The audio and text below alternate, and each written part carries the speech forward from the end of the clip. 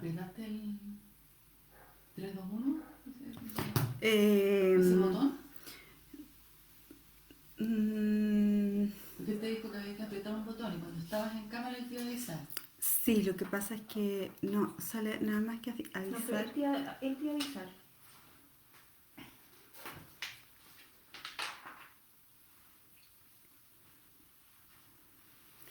No sé si estamos en vivo. O sea, sale como que estamos en vivo. Ahí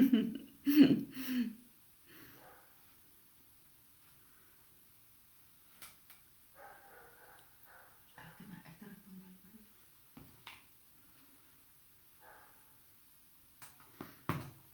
algo. Ok. Buenas noches. ¿Se escucha, Arturo? Ok. Muy buenas noches. Soy Carmen Gloria Fenier, psicoanalista de la Sociedad Chilena de Psicoanálisis, editora junto a Rodrigo Rojas del libro El odio y la clínica psicoanalítica actual. Primero que nada quisiera agradecer y felicitar a los amigos de Yoica por esta gran e interesante iniciativa de juntar a toda Latinoamérica, a México, a España, a conversar acerca del psicoanálisis. Creo que es una forma de usar a nuestro favor la globalización y en ese sentido es totalmente felicitable y bueno, muy agradecida de la oportunidad de compartir mis ideas y de poder conversar con mucha gente. Bueno, también quisiera agradecer a Jesús Ramírez, que fue la primera persona que me contactó, y Arturo Rogelio, que me ha acompañado en el aprendizaje técnico, en la puesta en marcha de toda esta presentación, que bueno, que en fin tiene sus desafíos técnicos de computación. Y finalmente quisiera agradecer muy profundamente a las personas interesadas en escucharme. Yo entiendo que estamos en tiempos de mucha pantalla, hemos trabajado todo a través de la pantalla a propósito de la pandemia. Y entonces estar esta noche conmigo, acompañándome e interesados en lo que puedo decir, me parece increíble. Muchísimas gracias. Bueno, antes que nada quisiera ordenar la presentación y mi idea en un comienzo es comentarles acerca del libro del odio y la clínica psicoanalítica actual que editamos junto a Rodrigo Rojas.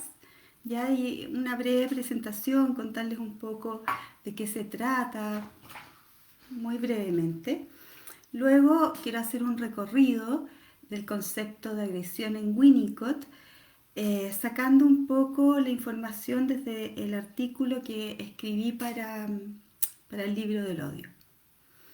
Y finalmente quiero dejar un espacio para conversación, o sea, para preguntas y alguna discusión en la medida que sea posible de realizar a través de esto. Ojalá que podamos tener pueda contestar de manera atingente a las preguntas que se van planteando. Yo no sé si tenemos, no alcanzo a ver acá, no me salen las personas que están participando. Bueno, Betsy Soto, Cecilia Ríos. Cecilia Ríos, hola. Fabre, Ana Fabre, qué bien que estés por acá. Ana Dietrich. Ana Dietrich, muy bien. Muy buenas noches, qué bien, qué bien. Bueno, voy a empezar un poco, como les decía, hablando del libro del odio. Este es el libro que editamos yo y Rodrigo Rojas.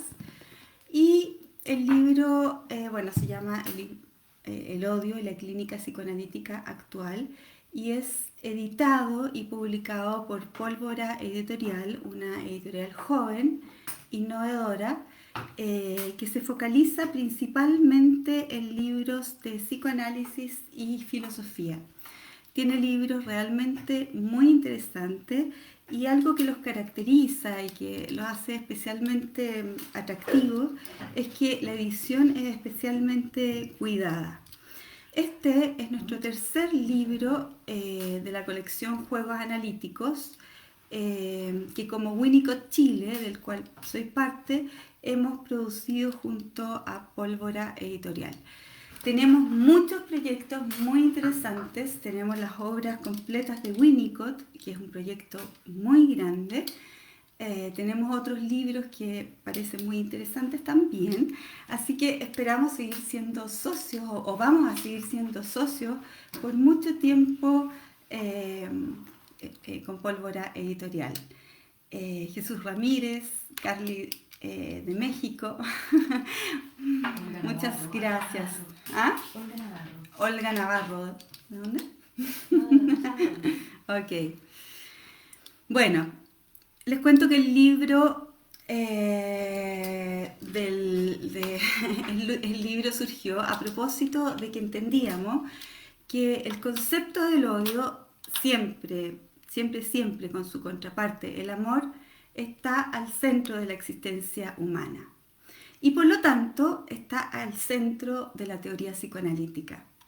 Entonces, considerando la contundencia filosófica, epistemológica, teórica del odio, la contundencia existencial, decidimos convocar a escribir del tema a psicoanalistas, filósofos y autores muy renombrados del mundo psicoanalítico actual. Y fue muy grande la sorpresa cuando fuimos constatando que la convocatoria era realmente increíble, muy exitosa, y entonces 26 autores de distintas partes del mundo, de Londres, de Francia, de Estados Unidos, de México, de casi toda Latinoamérica, se interesaron en escribir acerca de este concepto y que por lo tanto eso daba cuenta que en realidad era un concepto muy contundente y muy importante. Entonces logramos conseguir la participación de 26 autores, todos los autores, algunos más jóvenes, otros no tantos, pero todos con mucha experiencia y con mucho pensamiento que compartir. Y algunas estrellas, algunas rockstars del psicoanálisis, tales como Thomas Ogden, Robert Hinshelwood, Leslie Cadwell, Jean-Luc Nancy, entre otros. Bueno, y todos estos autores matizaron con sus propios colores, con sus distintos prismas, el odio como un concepto. Entonces surgió un libro variopinto, muy variado, muy ecléctico, caleidoscópico, muy interesante. Cada uno escribió desde su propia trinchera. El libro entonces está formado por 8 apartados. Los primeros cuatro apartados se refieren a aspectos teórico-conceptuales, como el odio y la pulsión de muerte, gran tema, el odio como motor esperable en el desarrollo saludable, el odio y la construcción de la otredad, el odio y la clínica de lo negativo. La quinta y sexta parte del libro aborda el concepto del odio en la clínica psicoanalítica a través de los distintos conceptos técnicos, ayudándonos a comprender y trabajar con la contratransferencia y la transferencia elucidada por aspectos odiosos del paciente o del analista. Estos apartados a mí me parecen muy interesantes en el sentido que ayudan concretamente en la técnica y en el trabajo analítico. Otro apartado se refiere a reflexiones del odio a la luz de las artes. Finalmente, el último apartado, muy atingente a los tiempos convulsionados de hoy, se refiere al odio desde la perspectiva social. Bueno, así el libro da cuenta de infinitas formas que puede tomar el odio, formas muy variadas, muy relativas a la intensidad, a la profundidad, a la disociación que presenta el odio, pero queda en evidencia en todo el libro que esta es una condición ineludible, siempre presente de alguna manera en el acontecer psíquico, y como tal entonces tenemos que conocerla y pensarla. Bueno, creo que el libro del odio tuvo algo anticipatorio. El odio en tiempos convulsionados aparece de distinta manera en desigualdades abismantes, abusos descarados, actos de violencia definitivamente desgarradora. Tristemente, parece ser que hemos construido un tejido social donde muchas veces, vivimos unos contra otros.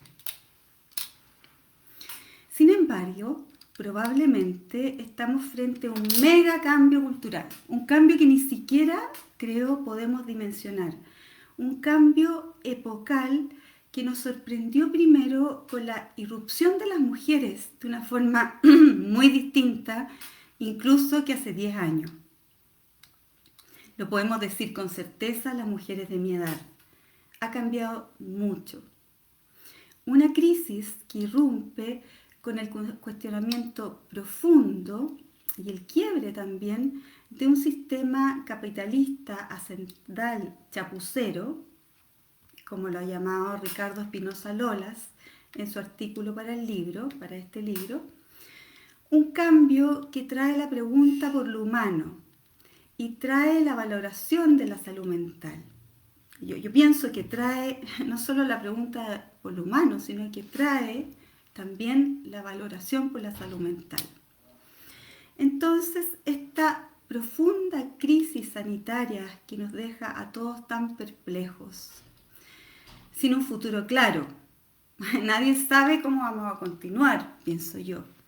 Un futuro donde no hay alambres para colgar los calcetines, como diría nuestro, para mí, queridísimo antipoeta Nicanor Parra. Entonces, por momentos, esta crisis que también puede traer aires de esperanzas, en el sentido de evidenciarse la necesidad, la urgencia de generar nuevos equilibrios a través de comunidades más justas, amparadas en el cuidado y la protección del otro, sociedades, como plantea Judith Butler, que amplíen los espacios de refugio más allá de los hogares.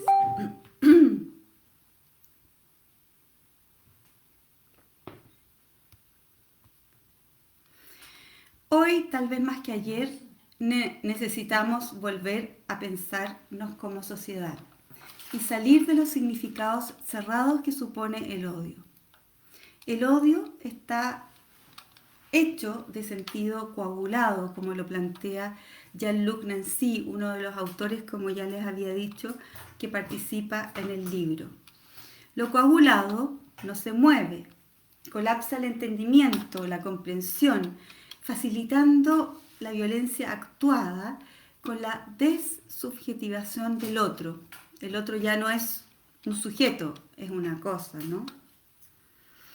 Este libro nos invita a pensar, a elaborar el tema del odio, para tal vez contribuir al cambio, ampliar la perspectiva, ojalá, y con ello repensar nuevas formas de lazos sociales.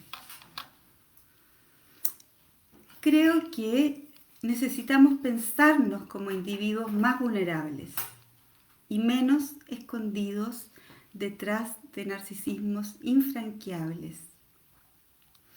Y quizás se libera un secreto insólito. Vivimos en red y necesitamos profunda e ineludiblemente del otro. Bueno, pienso y me imagino que todos pensamos, o muchos pensamos, que tenemos un gran desafío por delante. Ojalá que esta crisis sea una oportunidad.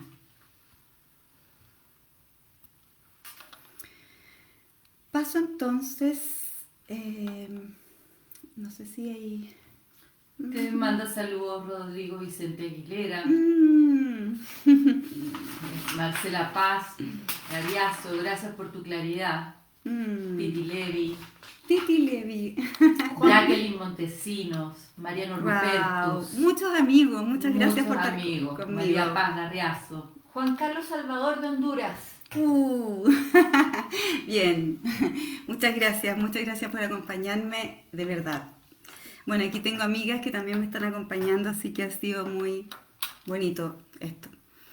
Bueno, entonces paso a recordar, a recorrer un poco las raíces de la agresión desde la perspectiva de Winnicott y cómo podemos pensar lo destructivo en la clínica. Esta reflexión surge a propósito del artículo que yo escribí para el libro el libro del odio de la clínica psicoanalítica. Y el recorrido conceptual es bastante complejo, y yo he tratado de simplificarlo. Trae el concepto de la desintegración, de la no integración, el concepto del uso del objeto, de la relación de objeto subjetivo, de la sobrevivencia del objeto y del sujeto. Voy a tratar de ser simple, ojalá no muy simple, y ojalá que se entienda. Bueno, haré mi mejor esfuerzo y bueno, vamos a ver cómo nos va. Ahí veremos, ¿ya? Bueno, concuerdo con Nicanor Parra, quien dice que somos un embutido de ángel y bestia. Y nos debatimos entre esta mezcla y desmezcla, en estas polaridades, con mayor o menor ingrediente de una u otra según nuestra historia y nuestro momento de vida. A mí me parece que todo síntoma o estructura patológica puede ser comprendida a la luz de estas vicisitudes ineludibles entre este embutido de ángel y bestia que somos. Estas vicisitudes, por lo tanto, pueden ser comprendidas a través de las vicisitudes ineludibles entre el amor y el odio, las que marcarán los destinos de lo destructivo y lo amoroso, expresado hacia el sí mismo, hacia los otros y la sociedad.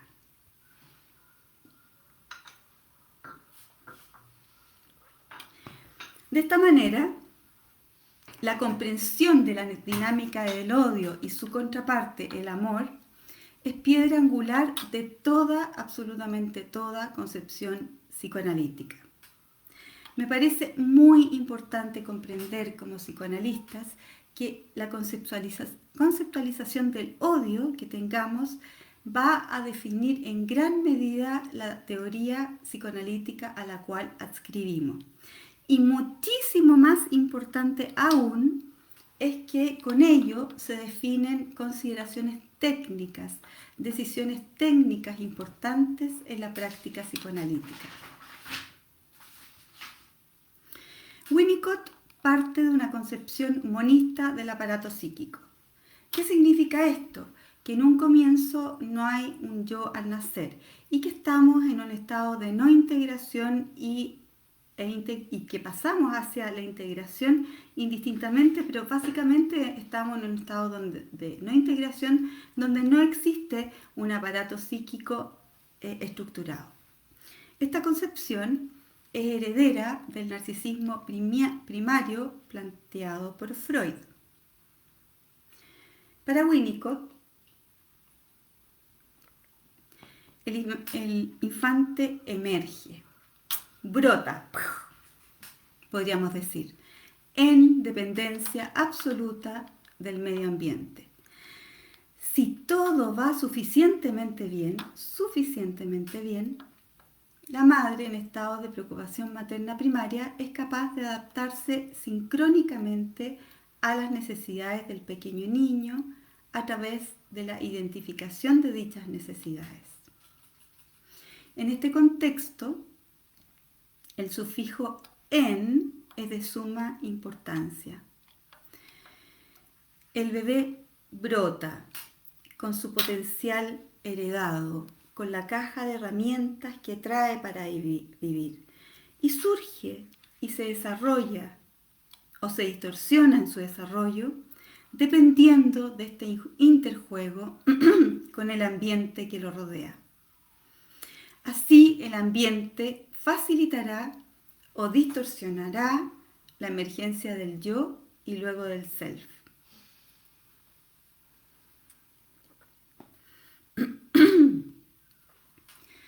Carente de la existencia simbólica que otorga el yo, el pequeño niño entonces no distingue en este primer momento entre mí y no mí.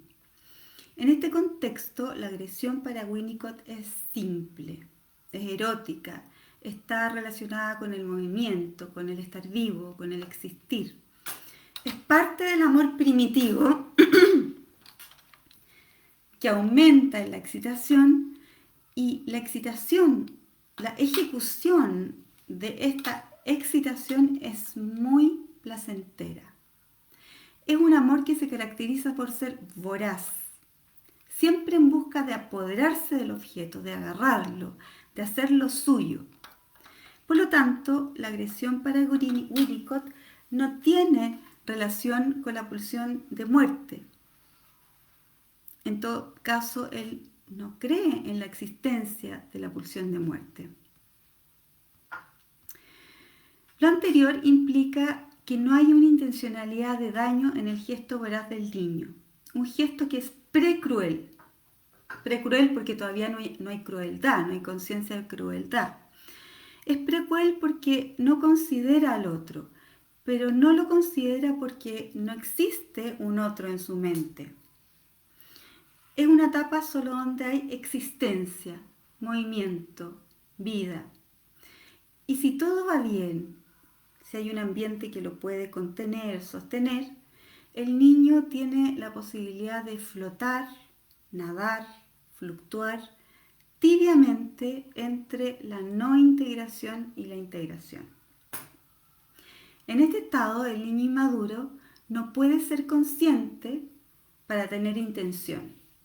Entonces, mucho menos tiene la capacidad para tener envidia, aunque sea una envidia muy primitiva, muy primaria y muy poco estructurada, como lo plantea Klein. Acá hablamos de un amor cruel. El odio para Winnicott aparece ya cuando existe una diferenciación yo, no yo.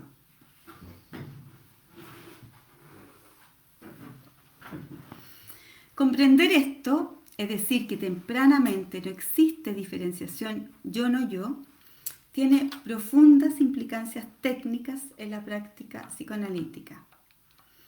A ver, a grandes rasgos, desde la perspectiva de Klein, existe un monto de agresión constitutiva, heredada, que se corresponde con lo que se ha llamado pulsión de muerte, cuyo representante es la fantasía proyectada, la fantasía persecutoria, proyectada en el objeto.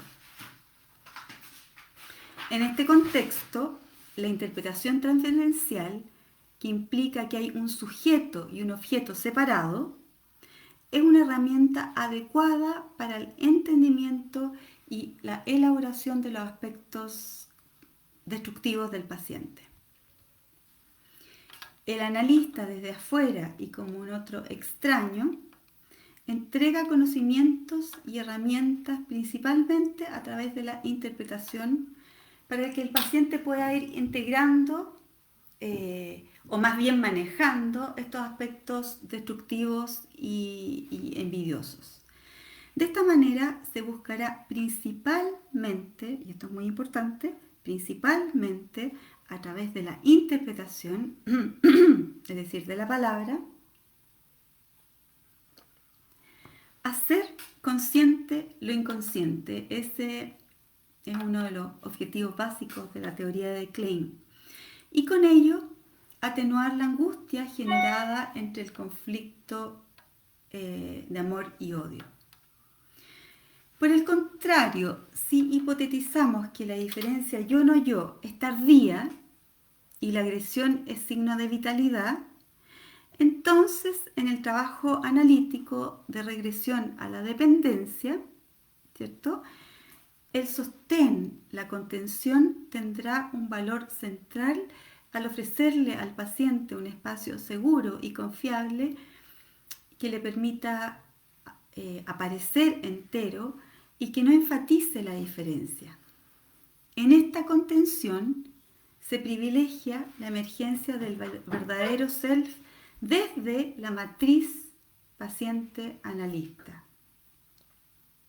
La interpretación en este modelo se usa a discreción, ¿ya? Porque la interpretación en sí misma excluye un sinnúmero de representaciones, infinitas representaciones, y probablemente va a excluir la experiencia particular de ese paciente. Desde esta perspectiva, Thomas Ogden plantea que en el centro del modelo winnicottiano está el comprender, el que sería un fenómeno ontológico, es decir, un fenómeno ligado a el ser, una experiencia en la cual un aspecto esencial del ser es reconocido por otra persona, lo que solo puede ocurrir en una relación de profunda confianza, de profunda intimidad, y que esto para el autor, para Thomas Ogden, es uno de los aspectos más esenciales, más sustanciales y más sanador del trabajo analítico. Para Ogden, así como el modelo de Winnicott está amparado principalmente en la comprensión, el modelo de Klein privilegia más bien lo explicativo a través del lenguaje. Entonces, hay una gran diferencia teórica si nosotros pensamos en cómo conceptualizamos el odio, ¿no? Define cómo estamos viendo al paciente y qué decisiones vamos a tomar en términos de ese paciente. No sé si hay algo o...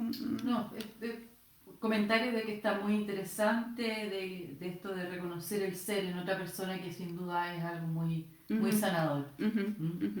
Sí, claro. Indudable. O sea, la posibilidad de ser contenido y visto. Visto, claro. ¿Cierto?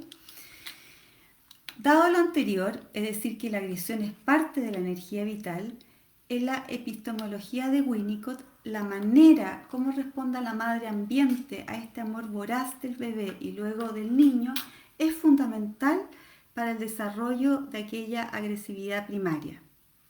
El ambiente, entonces, es fundamental en que esta agresividad se convierta, ya sea fundamentalmente en fuerza vital, en energía, en decisión, o que fluctúe hacia algo más destructivo y atacante. Aquí hay algo muy importante que creo que es central en la teoría. Solo el proceso de integración en el niño de esta agresividad o destructividad permitirá más tarde la preocupación por el otro. O sea, solo integrar este amor voraz, este amor que se quiere apoderar del otro, permitirá la preocupación por el otro.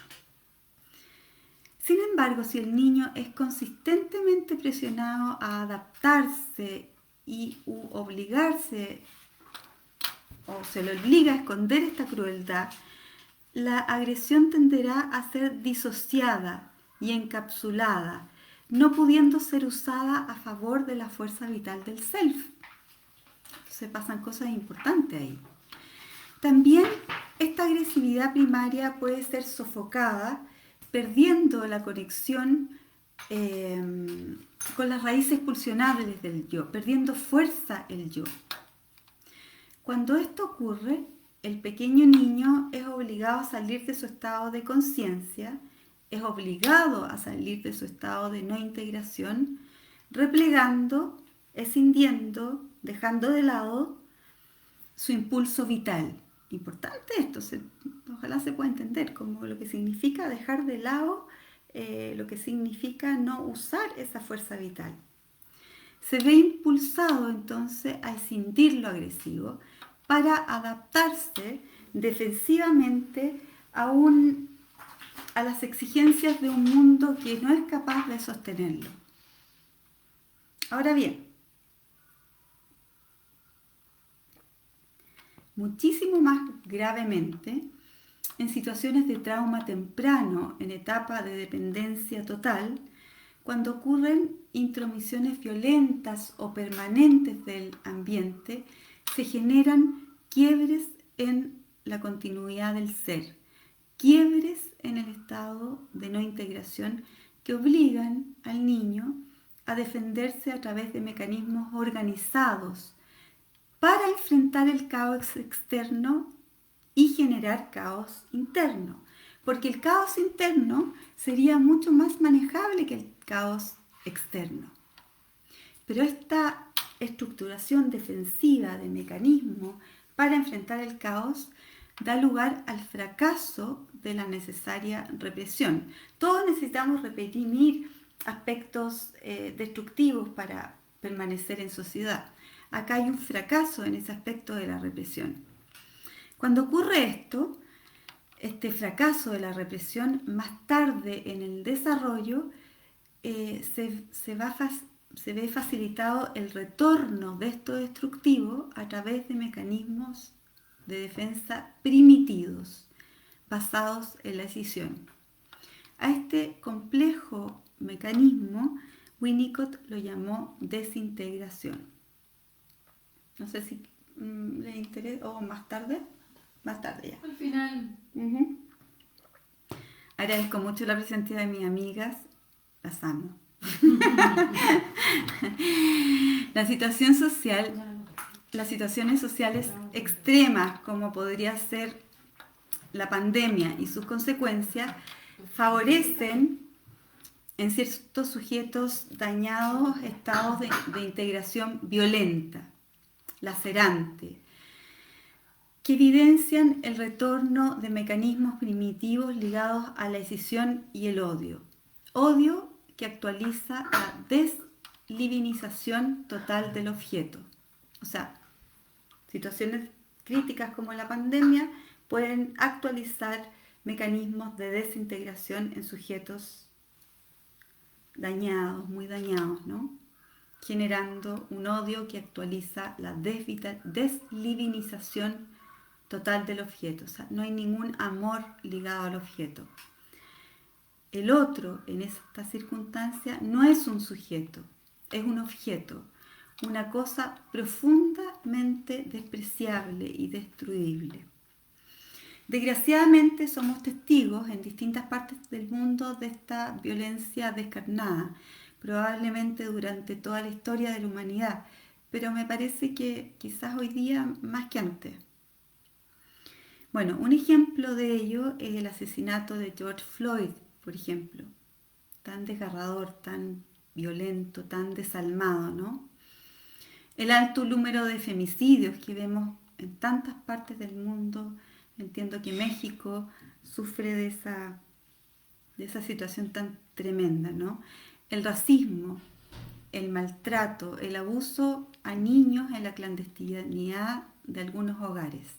Estoy hablando entonces de cómo esta agresividad que puede tener algo muy vital se puede convertir en algo absolutamente violento, donde el otro deja de ser un sujeto y es un objeto totalmente destruible, odiable, despreciable. Otra manifestación de esta desintegración mucho menos violenta, obviamente, mucho menos patológica que la anterior y por lo menos más frecuente de observar en la práctica clínica, es el acrecimiento en pandemia de sintomatología obsesiva, por ejemplo, o estados de depresión aguda, síntomas, digamos, presencia de conductas suicidas, por ejemplo. Todas estas como defensas organizadas frente al caos y la angustia que actualiza la crisis sanitaria. Es decir, no es la crisis sanitaria obviamente, sino que lo que actualiza la crisis sanitaria, que actualiza angustias desbordantes, caóticas, que estructuran mecanismos caóticos para manejar la angustia externa. Es evidente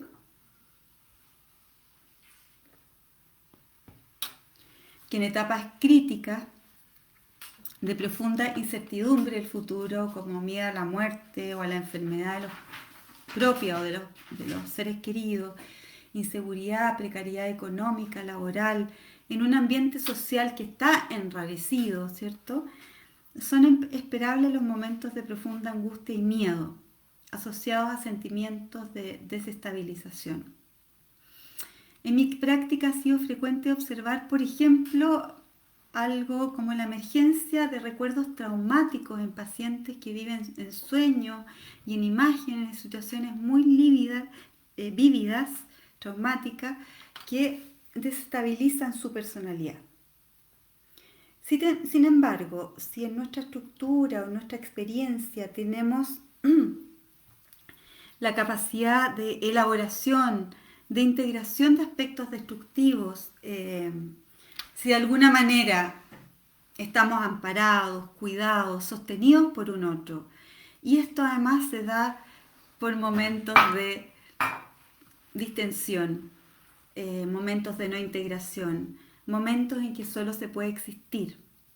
Entonces, estos sentimientos de angustia, de extrañeza, de perplejidad, de incertidumbre, pueden ser elaborados, integrados y pueden ser una integridad, una oportunidad para el crecimiento psíquico y la valoración de las pequeñas, grandes bellezas del existir. Bueno, el dolor tiene esa condición, si que lo pasamos con alguien, si lo pasamos en amor, si lo pasemos amparados, tiene la potencialidad de hacernos crecer.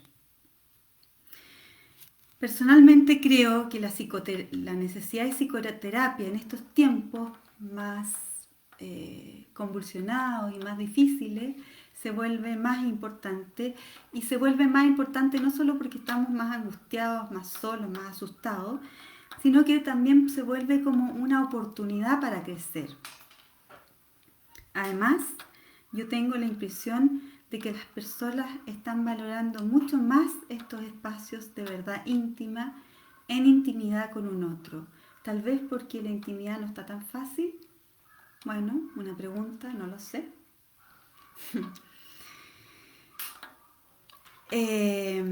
Bueno, como podemos ver, y una primera conclusión para esto, es que en esta visión de lo agresivo, a diferencia de otras perspectivas psicoanalíticas,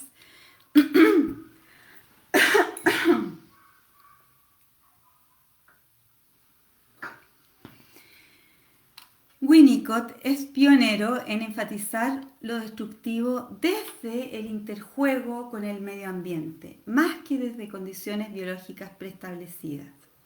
Él no niega lo pulsional, pero enfatiza que el curso que tome la agresividad primaria va a depender bastante del ambiente. Va a depender si se dirige más hacia algo más destructivo o si se dirige hacia algo más vital. Esta variabilidad en el curso de lo agresivo, esto me interesa mucho poder dejarlo claro o poder transmitirlo. Esta variabilidad en el curso de lo agresivo alude a una concepción del aparato psíquico que es flexible, que es abierto, que está siempre, toda la vida, no solo desde la infancia, complejizado por la constante interrelación de la experiencia real con un otro. O sea, constantemente tenemos la posibilidad de crecer, de cambiar o de enfermar. Ello implica también la idea de que jamás estamos totalmente construidos, definidos, elaborados. Nunca estamos totalmente resueltos, ni nunca estamos totalmente integrados. Son un poco fome, ¿no? Pero bueno, es bueno también. Bueno, esta perspectiva le otorga especial oportunidad. Es esperanzador. También, sí. Esta perspectiva le otorga especial oportunidad al trabajo analítico. En tanto, la estructuración psíquica está siempre abierta, ¿no? Y en movimiento en relación al sí mismo y al otro. Por otra parte, podemos pensar que para Winnicott Winnicott no requiere teóricamente del concepto de pulsión de muerte para explicar lo destructivo. Explica lo violento, lo atacante, lo odioso, desde el infinito y complejo margen que puede generar el encuentro y desencuentro entre la criatura humana y el ambiente que lo recibe. También explica lo destructivo desde la organización defensiva y rígida que pueden generar las vivencias amenazantes tempranas que enfrentan al niño al caos. Entonces acá hay un prejuicio que tiene que ver con la idea de que la teoría de Winnicott es una teoría muy como bonita, como de mucho amor o de mucha comprensión, pero al centro de la teoría de Winnicott está lo destructivo como fundante y como una posibilidad muy cierta, ¿no? Entonces es un prejuicio, así como el prejuicio de que la teoría de Freud es pansexualista. Ahora bien, para que estos aspectos destructivos innatos se integren y den paso hacia lo constructivo, hacia lo amoroso, es necesaria la sobrevivencia del objeto. Saludos desde México. Marilyn Machelian. Michoacán.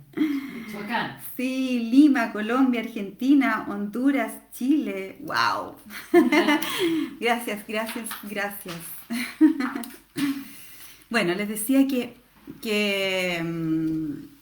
para que estos aspectos destructivos innatos se integren y den paso hacia lo constructivo, hacia lo amoroso, es necesaria la sobrevivencia del objeto. ¿Qué implica la sobrevivencia del objeto? Implica que la madre pueda resistir el amor y el odio apasionado del niño sin desaparecer, sin vengarse, deprimirse patológicamente, afectarse profundamente o simplemente por alguno de estos motivos u otros sofocar o peor aún atacar la agresión del niño. Les voy a dar un ejemplo muy simple y muy concreto de este uso del objeto y sobrevivencia que nos entrega Ogden en el artículo que presenta para el libro del odio. Él recuerda que cuando daba comida a su hijito, y su hijito estaba sentado en las típicas sillitas así altas, y entonces le daba comida y el niño explotaba la comida y luego tiraba una y otra vez un juguetito y su padre, nuestro Thomas Ogden, recogía una y otra vez el juguete.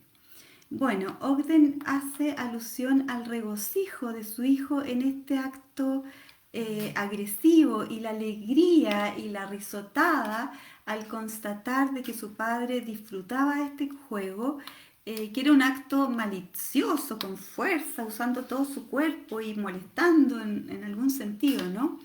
Bueno, ahí hay sobrevivencia objeto, sobrevivencia, o sea, uso del objeto y sobrevivencia de este. Es muy simple la sobrevivencia y el uso del objeto. Bueno, también puede ser muy compleja, ¿no? Pero tiene que ver con cosas muy cotidianas que todos hemos vivido. Bueno, gracias a esta sobrevivencia del objeto, la relación de objeto subjetiva, caracterizada por la proyección y la no diferenciación, es decir, que yo espero que tú actúes de una manera que yo quiero que tú actúes, porque yo imagino que tú deberías actuar así, porque tú eres una prolongación de mí, da paso a una relación más sofisticada que es la de uso objetal. Tener la capacidad de usar el objeto implica un salto estructural en el desarrollo emocional. Tal vez el más importante salto estructural planteado por Winnicott. Implica la salida de la omnipotencia con la consecuente e importante y esencial comprensión de que el otro no me pertenece y que está fuera del área de mis propias proyecciones. En el decir de Thomas Ogden, en este momento, cuando se pasa de la relación de objeto subjetiva a la relación de uso, aparece la subjetividad, el mundo interno, el consciente diferente del inconsciente, y con ello aparece el espacio potencial, es decir, el infinito mundo subjetivo que nos diferencia del uno al otro. Aparece el espacio de lo simbólico, de poder entender que la cosa no es la cosa. Y eso, comprender que la cosa no es la cosa, sino que lo que yo imagino de la cosa implica que aparezca la realidad, implica que aparezca la fantasía, implica que aparezca lo contundente de lo externo y que el otro se encumbre como un alguien del cual no tengo ningún control y que es absoluta y totalmente independiente de mi deseo. Eso es bien terrible, ¿eh? Bueno, broma. De esta manera, este impulso destructivo, es decir, de querer controlar al otro, de ponerlo a prueba todo el rato, de tirarle el juguete, de morderle el pecho, de exigirle cosas que no nos puede dar, tiene la función esencial de evidenciar que el otro sigue existiendo a pesar de mi odio, a pesar de mi rabia, a pesar de del ataque propinado, y que entonces que existe una realidad y que existo yo separado de esa realidad, más o menos.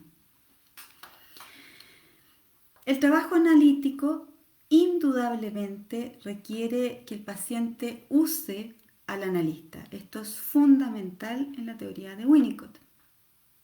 ¿Qué significa usar al analista? Significa que el paciente pueda agredir, destruir en la fantasía al analista. Por ejemplo, dudar de su capacidad, encontrarlo tonto, enojarse por su comprensión limitada, enrabiarse por la dependencia que tiene el proceso, enrabiarse porque el análisis es caro o que le cuesta pagarlo.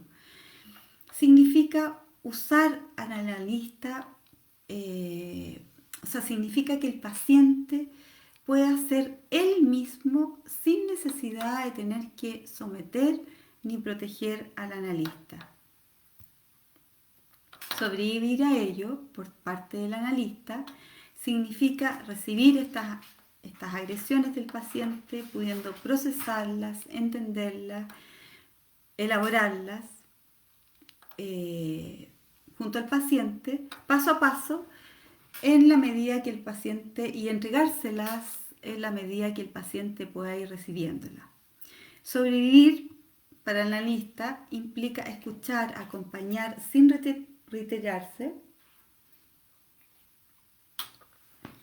ni interpretar defensivamente las fantasías destructivas. A mí me parece que esto es muy importante, ya que interpretar defensivamente puede ser sentido por el paciente como un ataque que lo obliga a someterse al analista y su interpretación, y con eso se pierde una gran riqueza en el trabajo analítico. Sobrevivir conlleva el fundirse con el fantaseo del paciente, el ir desmenuzando poco a poco aquellos impulsos destructivos que en la medida que se van desmenuzando se van articulando como sentimientos que solo le pertenecen al paciente. Implica, para el analista, frente al sufrimiento psíquico del paciente, el abrazo psíquico planteado por Ferenczi. Los pacientes, sobre todo los más graves, dicen y hacen cosas difíciles de tolerar, despertando nuestro odio en la contratransferencia. Reprimir este odio puede tener consecuencias bastante graves para el proceso, como la condescendencia, la sobreprotección, la negación, que evidentemente es más nociva que la elaboración. El paciente va a elaborar, va a crecer a terapia. En cambio, reconocer este odio en nosotros mismos y analizarlo en pos del paciente y aguardar el momento para entregárselo al paciente es sobrevivir. Entonces, sobrevivir implica recuperar la capacidad analítica, recuperar la autoestima profesional a pesar de la descalificación del paciente, implica permanecer vivo y contactado a pesar, por ejemplo, de que el proceso no avance.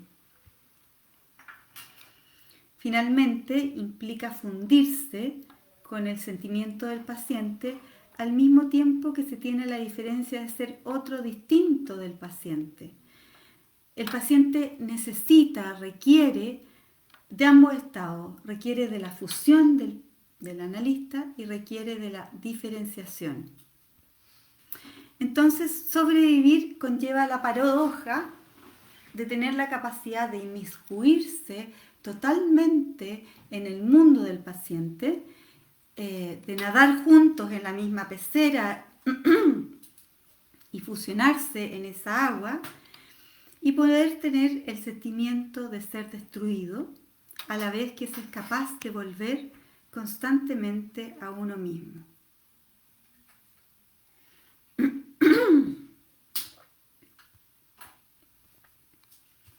¿Sí? ¿Quieren decir algo, no? 45 minutos. Llevan 55 minutos. ¿55 minutos? 52. Oh, my God. Ya, entonces, ya, no sé qué pasó, ya. Bueno, para que continúe, cierre y veamos preguntas. ¿Hay muchas preguntas? No. Varias, interesantes. Sí, interesantes comentarios. Ok, ya voy a tratar de cerrar. Bueno, ¿qué implica en pandemia sobrevivir como analista? A mí me parece que principalmente, dado el momento difícil, creo que más que en otros momentos implica para el paciente sostener la no integración y la integración en el paciente. En un momento que, como les planteaba antes, facilita que los aspectos se desperdiguen, ¿no? Y que requiere en este sentido una mayor capacidad de simbolización de nuestra parte, porque nosotros también estamos sumergidos en la cosa misma, ¿no? Estamos sumergidos en la dificultad de pensar, porque también estamos atrapados en un espacio limitado que nos lleva, que nos apresura de un presente a otro, ¿sí? Con pocos espacios de libertades y pocos espacios de individualización.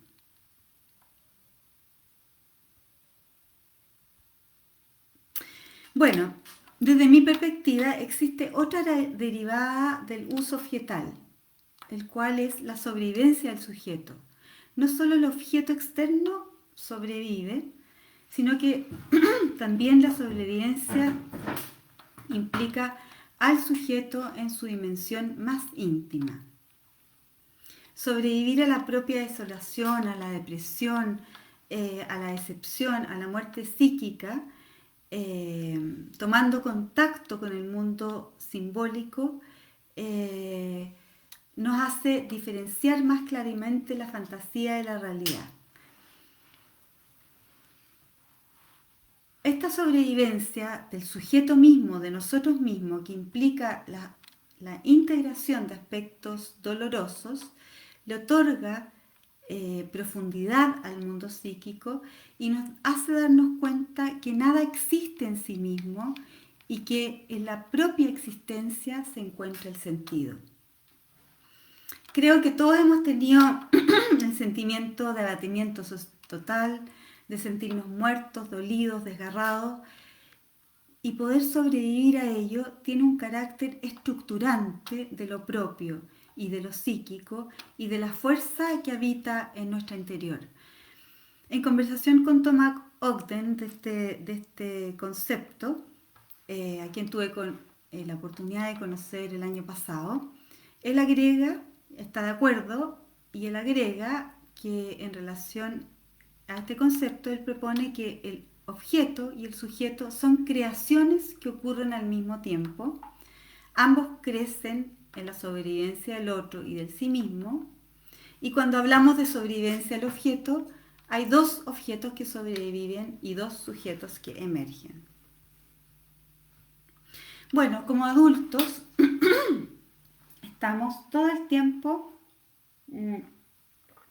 transitando en esta relación de objeto subjetiva, más primitiva, donde no diferenciamos al otro, y la relación de uso más elaborada, más sofisticada, ¿no? Y esto es parte y destruir al objeto en la relación de uso es aspecto sustancial o la contraparte del amor. Ahora, en esta diferenciación o en este juego, digamos, de la relación de objeto subjetiva y la relación de objeto de uso, me parece que, volviendo a Nicanor Parra, que me gusta mucho y me gusta porque usa frases muy cortas que dejan pensando mucho, yo creo que él está pensando en lo mismo, en esta diferenciación de relación de objeto subjetivo y relación de objeto, relación de uso. Él dice, todo lo que nos une es poesía, solo la prosa puede separarnos. Bello, ¿no? Bueno, todo lo que une es poesía, que es mucho más emocional y que no nos inmiscuye en la fantasía de que somos iguales, que tú y yo somos lo mismo y que somos omnipotentes, tú y yo juntos, versus la prosa que nos hace en las pequeñas diferenciaciones, en las ambivalencias, en los pequeños sentimientos, evidencian la diferencia. Yo creo que transcurre nuestra vida entre prosa y poesía, entre relación de objeto subjetivo y relación de objeto objetivo. Finalmente, podemos decir que hay dos tipos, entonces, haciendo un resumen, hay dos tipos de agresión en Winnicott, ¿no? Para Winnicott hay una destrucción que es saludable y otra que es patológica. Para él, la destrucción sana tiene relación con el uso del objeto, con la destrucción en el inconsciente que ocurre en la fantasía y que significa integración de la agresión que es puesta en escena en la sexualidad, en el enojo, en el triturar la comida, en el comer, en el caminar y romper el espacio, en la decisión de ocupar un espacio en el mundo. Es una agresión que implica madurez y que tiene que ver con la creatividad, con la diferencia con el otro, con la independencia, con la riqueza, con la profundidad psíquica. La destrucción patológica es actuada, violenta, e implica una agresión que no ha podido ser integrada en la personalidad, que permanece escindida y que ataca al sujeto y al contexto. Esta destructividad tiene relación con la falta de percatamiento. Ahora sí, para terminar, en realidad me habían dado como 1 hora y media, pero yo prefería hacerlo más cortito para ver si podemos darle espacio a las preguntas. Primero, unos agradecimientos y unos comentarios. Marcela Paz Gariazo, se agradece la capacidad de comunicar tan coloquialmente algo tan complejo. Titi Levy solicita que se le recomiende el libro de Ogren en español, si se podría. Lili Tuane habla sobre la idea maravillosa de... La propuesta muy para- interesante la propuesta paradojal de la sobrevivencia del analista. Y que si podrías ahondar en la sobrevivencia del objeto y sujeto desde Ogden, cuando hace referencia a que emergen. Y otra pregunta interesante para contestar es la de... ¿Vamos con esa? Sí. ¿Ya terminamos la última o le damos al tiro con las preguntas? ¿Qué Sí, opinan, las chicas? preguntas. ¿Vamos con la pregunta o querés que le haga agradecimiento? Dime. No, quería terminar con una reflexión de Winnicott, pero, Ok. pero ¿cuánto rato llevamos? Estamos en 1 hora, va, Una va hora. bien. Puedes terminar con...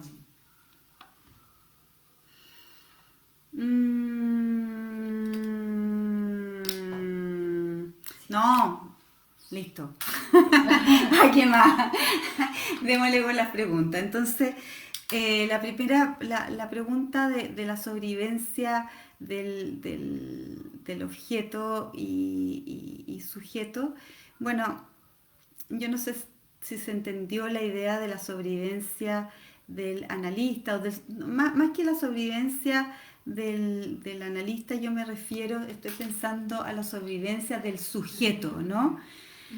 Que nosotros como sujetos sobrevivimos, ¿no? Que todos hemos sentido momentos de desolación horrible, momentos de muerte psíquica, momentos que no tenemos fuerza, y sobrevivir a ello implica comprender que todo esto es nada más, tiene que ver con el mundo simbólico y que podemos resignificar y que podemos volver a renacer, ¿no?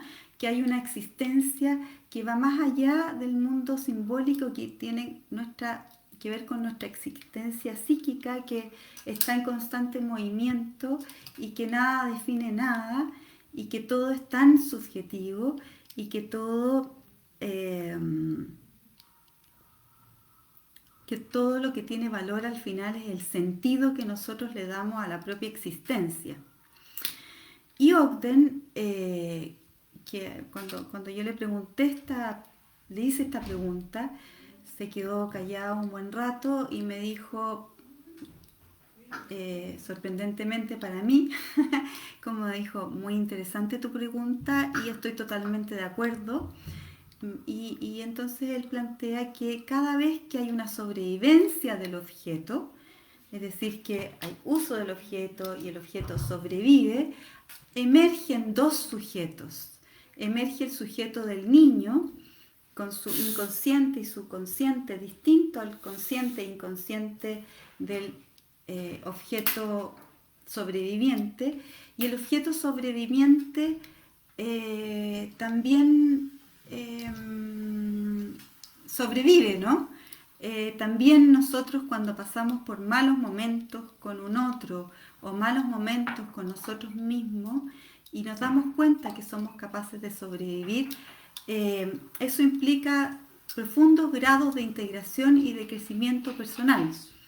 Y entonces cada vez que hay una sobrevivencia del objeto, hay dos sujetos que emergen.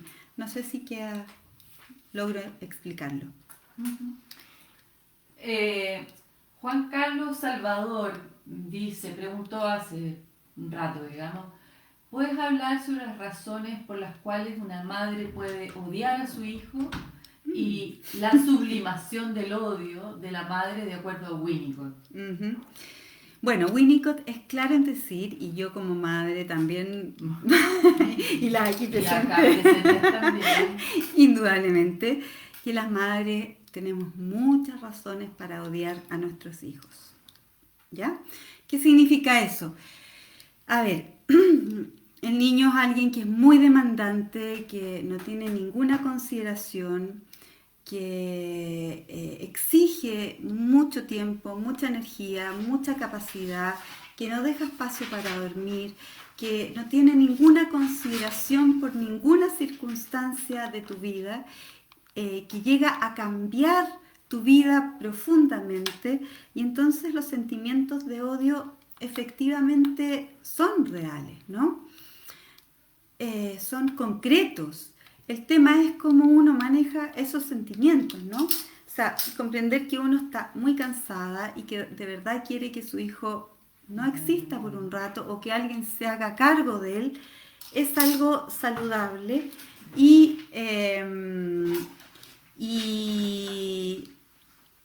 Winnicott plantea que el niño puede sentir el amor de la madre solo si es capaz de comprender que también hay odio.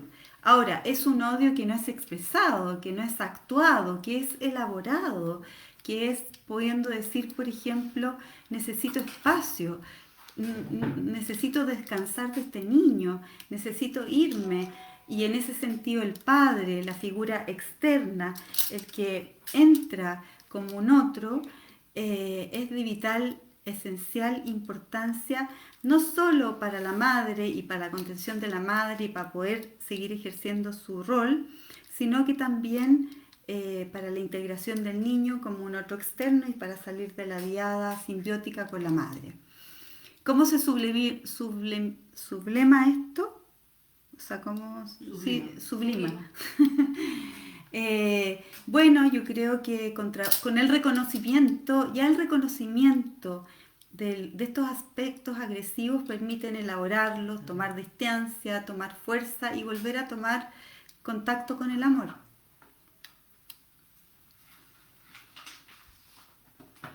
¿Te pregunta? Madre que cree conocer a su hijo como objeto. Madre madre narcisista que no ve al hijo. ¿Qué ocurre en ese caso? Sí, claro.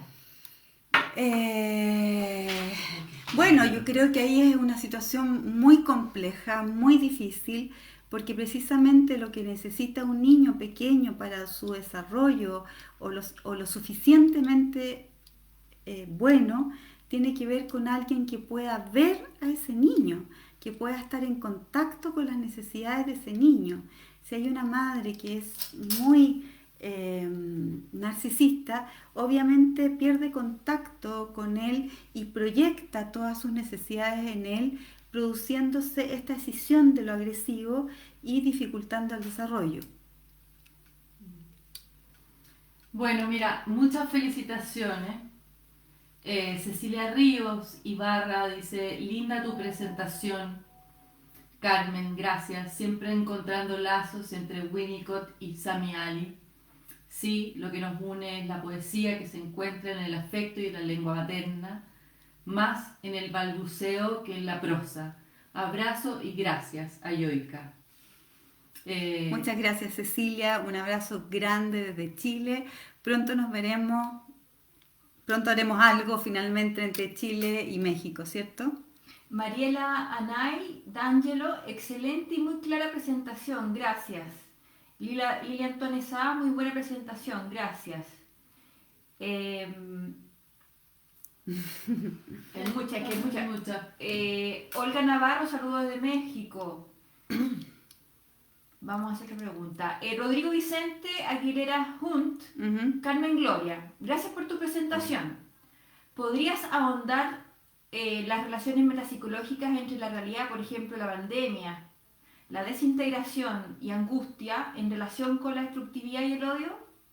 ¿Será la pérdida del sostén el punto sensible que articula este problema? Ujú. A ver, a mí me parece que Desintegración, ya sabes. sí, a mí me parece bueno, que los procesos que genera la pandemia dependen mucho de la estructuración psíquica, dependen mucho de la contención que tenga, que exista, ¿no? No podemos hablar de algo generalizado como total, pero indudablemente genera este estado crítico de encierro, de no diferenciación, de espacios de asfixia, de incertidumbre, de no saber qué viene para adelante, porque de verdad no sabemos cómo va a ser nuestro mundo, si vamos a seguir toda la vida con máscara, sin poder amar, encontrarnos, abrazarnos, salir a la calle, ver colores. Bueno, es amenazante para todos, pero la respuesta a ese estado creo que varía mucho y depende un poco de las experiencias con las angustias desbordantes que cada uno tiene. Frente a pacientes muy traumatizados, con angustias violentas o con mecanismos de desintegración que utilizan, yo creo que es fácil la articulación de violencia descarnada con actos profundamente violentos. En otros pacientes es fácil la estructuración de cuadros más limítrofes, neuróticos, donde se acrecientan las ideas de control y de permanecer todo aglutinado y muy manejado. Síntomas psicosomáticos. Sí, aquí sí me soplan los síntomas psicosomáticos que de verdad han aumentado muchos, las fobias sociales, o sea, bueno, y todo eso tiene que ver con angustias, situaciones angustiantes que actualizan angustias no elaboradas, escindidas y que están ahí para ser que se actualizan. Ahora, muy importante, muy importante, que quisiera dejarlo archiclaro, es que en esta actualización de aspectos destructivos existe una oportunidad. En la medida que estamos contenidos, en la medida que hay un espacio para pensar, ya sea en la casa, ya sea con los amigos, ya sea en un proceso amoroso de pareja, ya sea en una psicoterapia, no sé si lo dije, existe esperanza a través de la regresión de la necesidad de un otro, se pueda reparar y enmendar el camino. Me parece que eso es muy interesante, bonito y esperanzador. Y tal vez como por ir cerrando, esta pregunta que hace Marcela Paz Garriazo, dice: Carmen Gloria, ¿puedes hablar de la importancia de la presencia y la reorganización dispositivo clínico que ha sido necesario adaptar para la terapia online? Muchas gracias. A ver, yo me he adaptado a través de, o sea, mi decisión, y creo que es una decisión absolutamente personal y única, ha sido trabajar con el teléfono, nada más que escuchando la voz. ¿Por qué? Porque a mí me parece que la voz es una muy buena manera de contactarse con aspectos más primitivos, más sensitivos, más suaves, más violentos, mucho más que la cámara, o sea, que esta imagen que está mediatizada por una cámara y que está súper lejos de ser real. Yo me contacto con el teléfono y que eso me actualiza la idea del diván, donde yo no veo al paciente, el paciente no me ve a mí, y que jugamos en el fantaseo, y que me elucida muchísima más fantasía. La verdad es que en el trabajo psicoanalítico de estos tiempos me ha ido muy bien, los pacientes han agradecido mucho y creo que han avanzado. Y creo que han avanzado porque creo que es muy importante, repito algo que ya dije en estos momentos, mantener la integración del paciente, mantener los espacios de no integración que son la esperanza desde el cual puede armarse en nuevas estructuras. Y creo que en ese esfuerzo de integración de los aspectos desperdigados, de integrar estas angustias de hoy día con las angustias de ayer, pueden ayudar mucho al paciente a crecer. No sé si que soy clara en responder las preguntas. Sí. Elies Catiel, el punto de vista de Winnicott llega a ser tan extenso en información y teorías y has logrado conceptualizarlo de una forma tan clara, te aplaudo y te abrazo fuerte. Muchísimas gracias. Lea Eleuteri pregunta, ¿este material va a subirse en PDF? No. pero un momento. Está en el libro de, nuevamente, publicidad. El libro, El odio y la clínica psicoanalítica, que ya llegó a México y se está vendiendo en México. Prontamente va a estar en toda Sudamérica, en España. Pero es que ahí.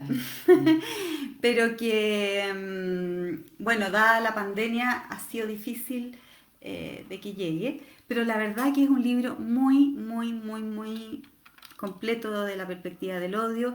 Hay varios artículos de Winnicott también, entonces se puede profundizar harto. Mariano Rupertus Honorato, gran presentación, Carmen Gloria Fenius Campos. Y Rodrigo Vicente Aguilera. Momento. Muchas gracias, Mariano. Con mucho... Muchas gracias por tus palabras cariñosas. Rodrigo Vicente Aguilera Hunt, quien te preguntó anteriormente, dice: muchas gracias, Carmen Gloria, excelentes reflexiones para la clínica y muy generosa tu manera de presentar. Muchas gracias. Qué amable, me siento la verdad muy contenta. Estaba nerviosa. Obvio. ¿Qué cosa? El grupo sostén. Sí, no, aquí tengo un grupo sostén Sí, todo un grupo sostén aquí sí, de tantos lugares distintos. Encuentro realmente maravilloso esta posibilidad que nos da la globalización. Bien usado, Joica. Gracias.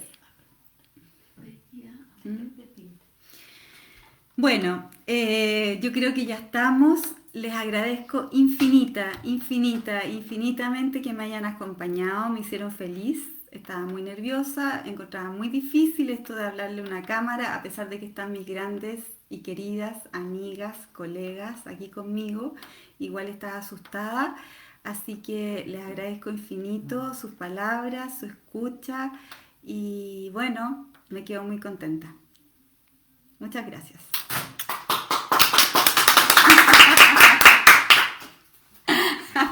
Bueno, hoy hay que terminar esto. A ver, finalizar, sí.